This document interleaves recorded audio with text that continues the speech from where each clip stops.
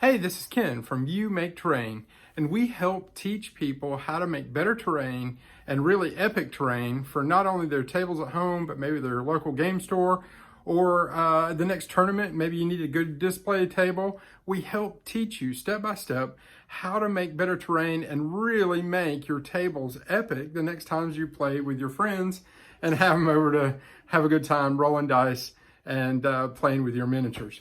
So today's video, we're going to go into the third part of the tabletop hills that we were making. They're styrofoam hills on a base, and we're going to be putting sand on them today in this video. I did shoot this in a vertical format.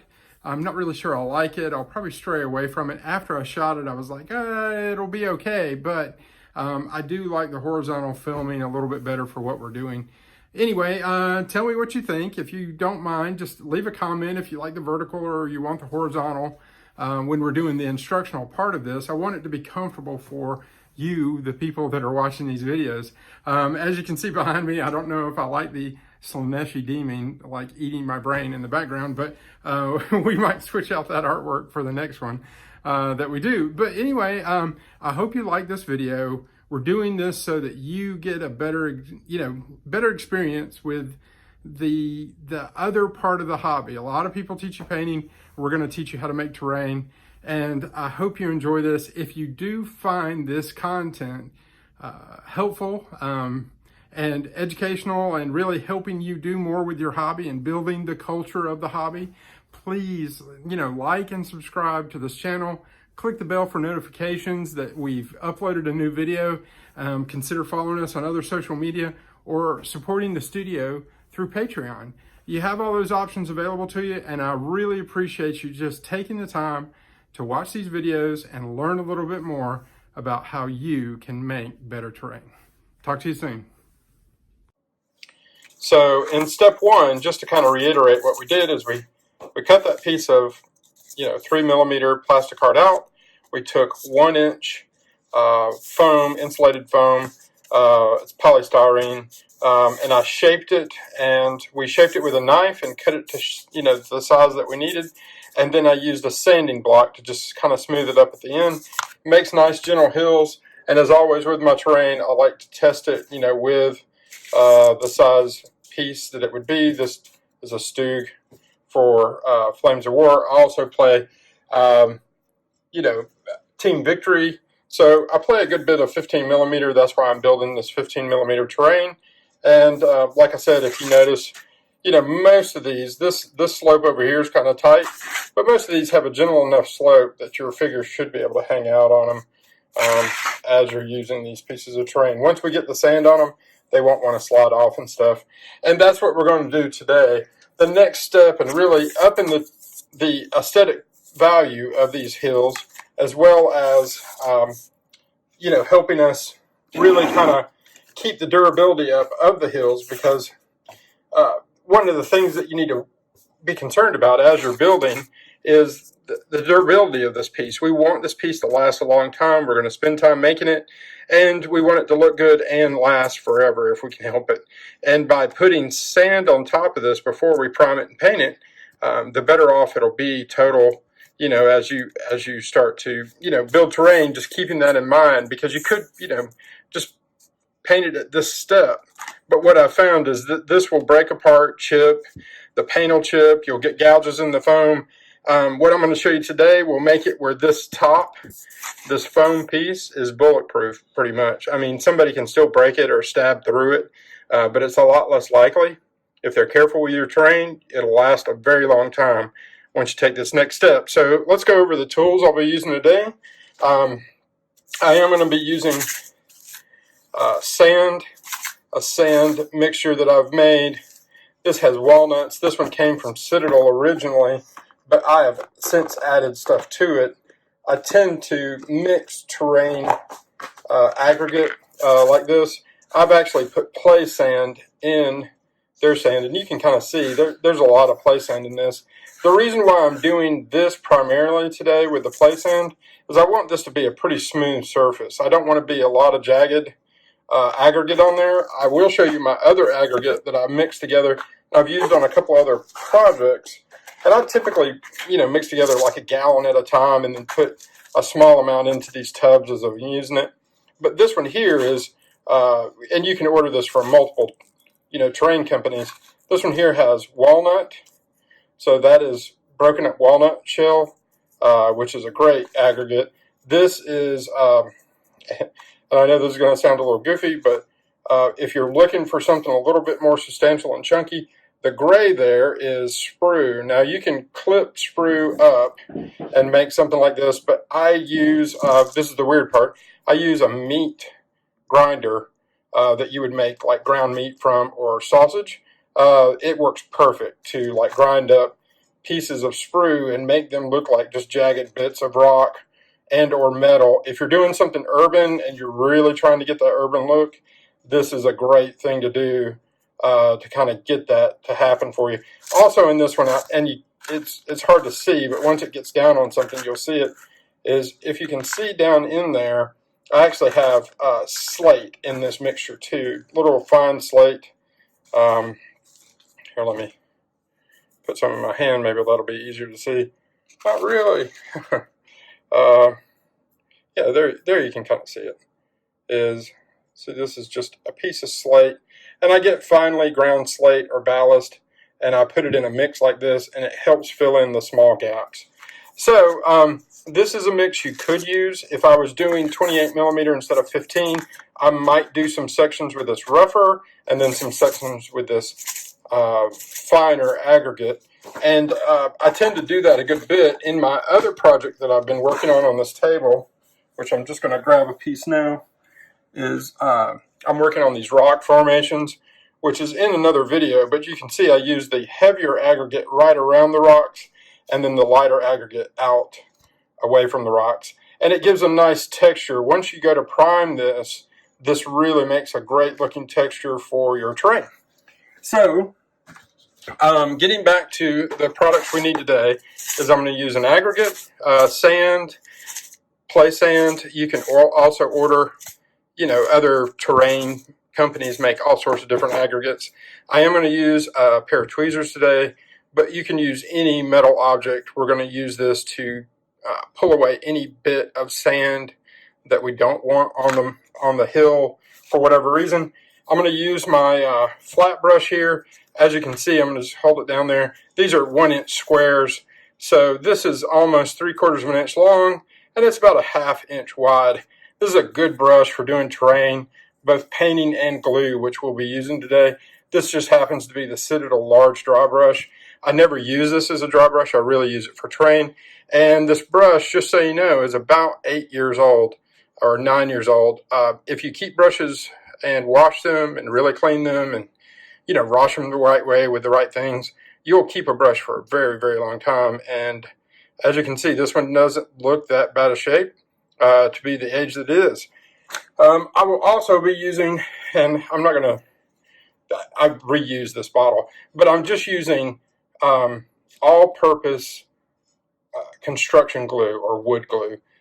You want the all-purpose glue because it's going to give you a much more durable surface when we do this, and it'll stick to all these different surfaces without any issue. And just make sure that it's all-purpose and it's water-soluble, and you'll be fine. I'm also going to use a sheet of paper, which I'll explain later. This is just regular copy paper. I have my tile. I use this for my glue, sometimes paint. This is just a regular ceramic tile that I picked up at a hardware store. It is gloss finish. You want that if you're going to be using it for paint and glue. And I also have some paper towels, which you can see I've already been putting some glue on today. But that helps clean your brush as you're going along, just to make sure. The last bit of equipment that we'll need today, which I need to go grab before I start, which is water to rinse the brush in. As you're working in between pieces of terrain, you want to rinse that brush out so it'll keep a long time. And I just use regular water, nothing crazy. It's great to just rinse it out, and then I'll fully wash the brush when I'm done with this terrain exercise today. Anyway, hope that helps. Let's get started with putting on the sand. Okay, I went and got my jar of water. you just need rinse water so that when you're doing this project, you'll have something to rinse your brush out in as you do the different parts. So I'm going to set aside my aggregate. I am going to unseal this sand one here. Give me just a second. All right. Like I said, I like working in small batches with the sand. It just seems to work better. And the paper is used underneath the project as you work so that you can filter the sand back into your aggregate ball, which I will show you in just a moment. So what I do is I get my tile out and I'm going to put a good sized dollop of glue on there. I'm going to put about 1.5 inches of glue out in a dollop, and I'm going to work from that. Per piece, I'll probably use about that much. So I tend to add just a little bit of water to my brush before I get started. As you'll notice when you're working on these pieces of terrain, sometimes you'll have where the plastic will resist the glue because it's water soluble, and you'll see little circles or things like that. The best thing to do in that case is you can wash them. Just like when you wash your miniatures before you glue them together, you can actually take a light toothbrush with regular soap and water and wash over the surface of any piece of plastic card. It'll remove any oils that happen to be on there, and that will definitely help you make sure that the glue and the sand, more importantly, sticks to it. Now I'm just going to give a light coat to this whole piece of base, and then the mountain itself, or the hill. It's not really a mountain. And I'm going to try to keep it off the edge because I do, and I'll show you this, is I like to clean the edge just like I do when I'm doing miniatures. I like to make sure that edge is clean because it just makes it look cleaner, neater, and more professional when you're doing your terrain. Little steps like that, even if you're new to terrain hobby and making terrain for your tables, or making display tables and things like that, just being clean and neat with what you're doing will make a huge difference. As you notice, there's an imperfection a couple places here on the hill, where the foam is dented or cut funny. That really won't matter once we put sand on, and you'll see that. The sand and the glue tends to fill those little gaps in. As long as they're not bigger than, say, 1 centimeter by 1 centimeter, it is no big deal. You can typically just fill them right in without any problems. All right, just gonna make sure I have this really good. You want a good coating. You don't want this glue to be too thick on the piece here. You do want it to be a nice thin coat of glue, nothing crazy. You don't want to overdo it. You definitely don't want it to be goopy. If your glue is a little thick, that's why I like to put water in my brush just to make sure it's going to go on a good even coat. Because if it's too goopy, you'll get clumps out of your sand instead of it being a nice even coat of sand. You really want to work toward a clean, even coat of sand if possible. And as you can see, I'm going to just rinse out my brush so it's clean, and then use my paper towel to dry the brush off just a little bit and set that out of the way. Now, don't be afraid with your aggregate. That's why the paper is down. You're going to use the paper to catch the excess aggregate, the sand and such. And you're doing that so that you can get it back into this tub after you finish putting the sand on. And it's a quick and easy way to just make sure that you're not losing excess sand every time you do a project. Now, I'm putting this on here pretty thick. That's because you really want it to coat and sit there for a moment where that glue is. It seems like I'm overdoing it, but it's okay. It's not going to hurt it to do this. This is pretty thick sand, but I want it to get in all these grooves and crevices and things like that. And then all I do is just take my piece of terrain and I'm going to knock off the excess by just tapping it.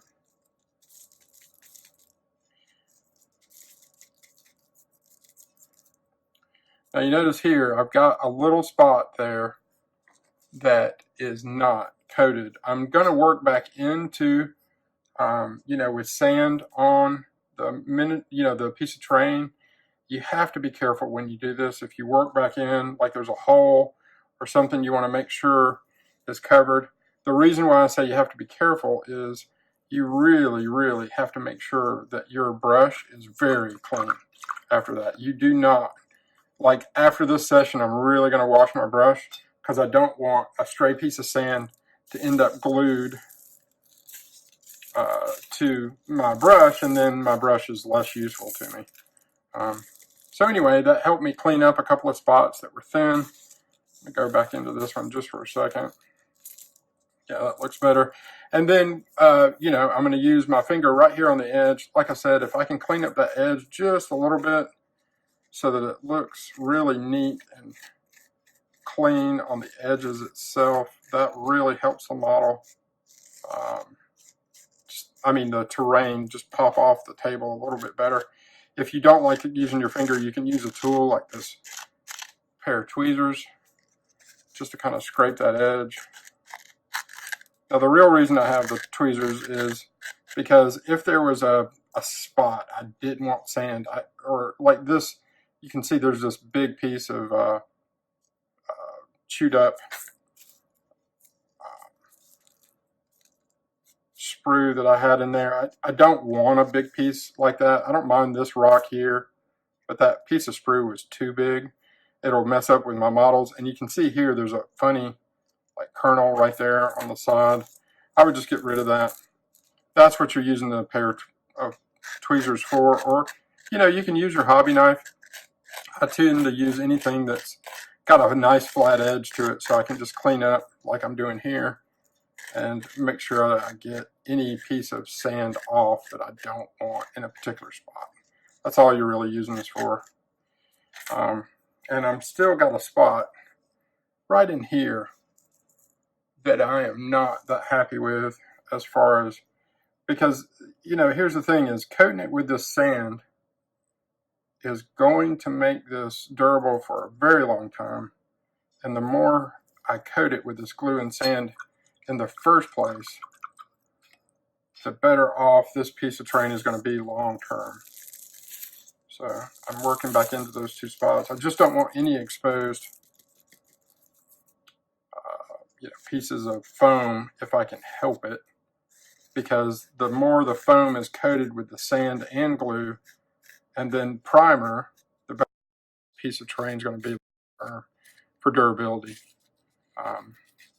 It's not going to really change the aesthetics if it's not perfect, but for durability wise, you really want it to be nicely coated everywhere. And this spot right there is still giving me trouble. Third time's the charm.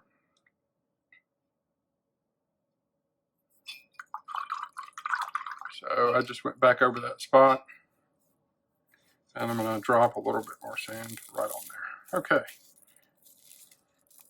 So anyway, I'll tap it a couple times just to get off anything excess. This is all ready. And that's the first one down of 5. And that didn't take too long to get to this stage. This is what the piece of paper is for, is you can just work with the paper, make a funnel, scoop it back into my canister, and have it. There's still a little bit of sand and stuff around, but I can reuse this aggregate over and over and over again. If it didn't stick to the glue, that's what the piece of paper is for. Now, last bit of information that you need to know is this will take about an hour to top dry.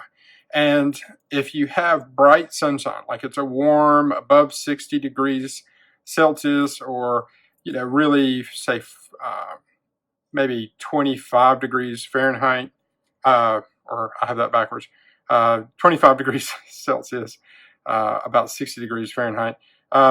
Anyway, if you have a nice warm day with a lot of sun, you could put this out in the sun, and in an hour or two, this would be ready. I typically wait 24 hours before I do the next step. That's going to make sure that your sand and your glue really is thoroughly dry. Just put it in a safe place for it to dry on its own, unless it's super moist. or humid inside of wherever you're working or in your environment, this should dry in 24 hours.